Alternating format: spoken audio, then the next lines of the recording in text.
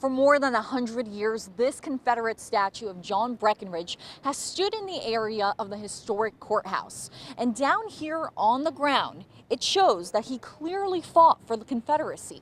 The thing is, though, this area was also once the site of the Cheapside slave auction.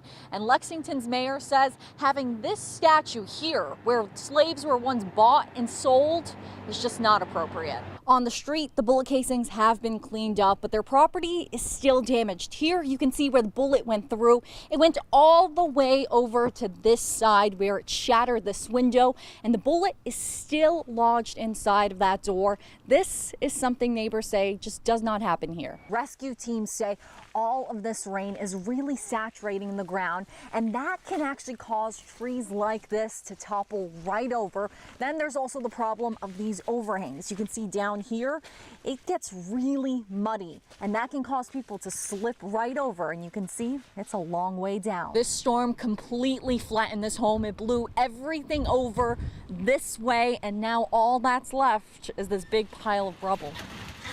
People in and around Pleasantville spent the morning cleaning. An EF1 tornado destroyed some homes, leaving very little behind. For others who consider themselves lucky, the storm only ripped the roof off of the barn. I know of 3 other barns that are completely flat.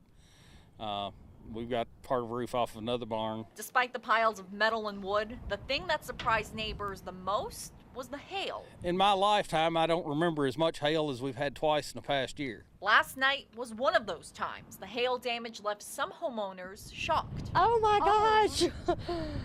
It took off the gutters. It also made small holes in the siding along the entire backside of this home. I'm looking at holes in my house. I mean, the damage is just ridiculous. I've seen hail up here before, but it's never done anything like this to the house, ever. You can still make some things out here, like the bathtub and the toilet, but other than that, it's all really gone. Covering the news in Henry County from the LEX18 mobile newsroom, back to you. As around 30 firefighters rushed to dump water on the storage units, tall flames lit the sky orange this morning. First unit arrived on scene, they had heavy smoke and flames running from one end of the storage unit to the other. And even though the massive fire was hot, freezing cold temperatures made the job icy and difficult. The water that we're using, as soon as it hits the ground, it's freezing. Thanks to lots of water and hard work, firefighters stopped the flames from spreading to the other storage buildings nearby, but one person, not a firefighter though, was burned at some point. In total, more than 20 of these units have either been destroyed or badly damaged, and this fire was so bad, you can't even tell what some of the stuff used to be. Many people who rented the units, including the man known as Big Blue Santa, likely lost everything inside. I get up here and it's definitely our unit. Has my Santa Claus sleigh in it, which is bad, but the worst part is it's full of toys for underprivileged kids that I use throughout the year. Ironically, those toys would have been used to help kids whose own homes caught fire. Sometimes firefighters call me and say there was a fire here and toys were destroyed. That's what I usually use those for. You'll find plenty of Florida license plates on the road at the Kentucky Welcome Center. Take a look. Florida, Florida, Florida, Florida, and Florida. 6 cars in a row, all of them escaping Irma's wrath. Clothes, all of our babies' belongings, all of our daughters' belongings. We've got food because we didn't know if there'd be a place to stop and get food. Stuffing what they could in their car, TJ Collins and his family left Miami, knowing their home may be hit hard by Irma. All this could have been replaced, but you can't replace that. Although sad to leave their homes behind, most people evacuating are glad they're out of harm's way. But the road to safety was not easy. Travelers say supplies like gas were running out in Florida, and people stuck in bumper-to-bumper traffic were getting trapped on the interstate. It was scary because, you're like, okay, we have 90 miles left and we need gas. And we went to 8 gas stations, no gas.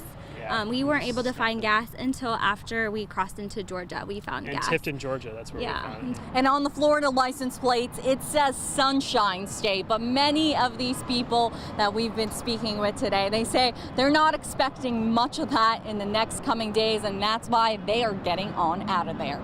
Covering the news from the LEX18 mobile newsroom, back to you. For more than 40 years, new flowers have been neatly placed on Dennis Buttry's grave. He was a good kid. I mean, he was just good to all us siblings. And his siblings say how he died has been torturing them for years. We know our gut feeling was true that he was beaten, and he was beaten bad. His family believes Buttry was beaten to death during a grouping session at Woods Bend Boys Camp in Morgan County. The autopsy results showed he had at least 40 bruises, but charges against several of the boys and leaders at the camp were dropped. This is where Buttry's family first buried him back in 1972. But his grave here was actually exhumed in 2012. And the family says the information they got from that makes them even more suspicious. Kentucky charges of voluntary manslaughter. In these two giant binders, Buttry's siblings have collected recordings and statements which they believe show the truth. In some audio recordings taken in 2012, other campers say Buttry was targeted. He was actually snatched out of the vehicle. I don't think his feet ever touched the ground.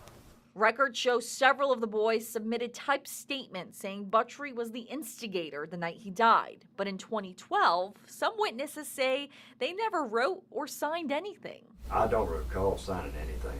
And years later, the family is demanding justice. He's been dead 40 plus years, and right there he lays, and he is not rested. And it takes a lot of equipment to help with water rescues, which is what the firefighters expect to be doing once they get down to Texas. They're taking both of these boats inside. Take a look. You can see everything from life jackets to flotation devices to extra tanks of gas. They need everything to be ready. Huge bags of equipment were all neatly tossed onto the trucks this morning. Goodbyes were said. Weather conditions. And the team was briefed.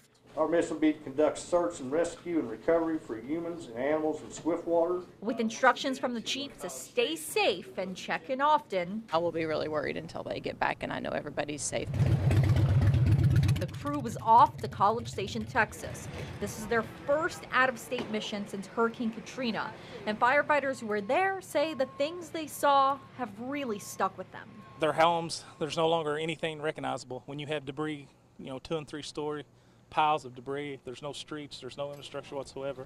And firefighters say Hurricane Katrina is something they'll never forget, and they're expecting to see similar things once they head down to Texas, so they are just ready to help people out in any way that they can. Covering the news in Lexington from the LEX T-Mobile newsroom, back to you. Here's what's left of the chairs. You see where the seat was. Surrounded by pieces of charred seat covers and parts of old furniture. This was a leg of one of these chairs. 81-year-old Wayne Dammert is left with memories of the Beverly Hills Supper Club. Here it is in the old days. The opulent building is where he worked 40 years ago, and it's where he witnessed one of the worst club fires in American history. At the end of that hall there, I saw some smoke coming around the corner.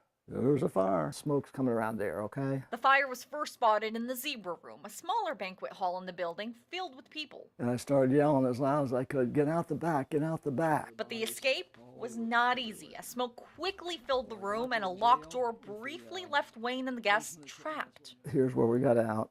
And the hallway where we were trapped was in here, right in there. 165 people died that night. Wayne still visits the site of the fire to pay his respects to all the lives lost. The property is closed off now and it's overgrown, but there are still signs of what used to be here. There's still a gate and a dolly, all from the night of the fire. What that is, it's the cover of the menu. The menu would be inside of that. Reflecting on the past. See, that was actually burnt by the fire. To remember a sad day in history. That's what that was.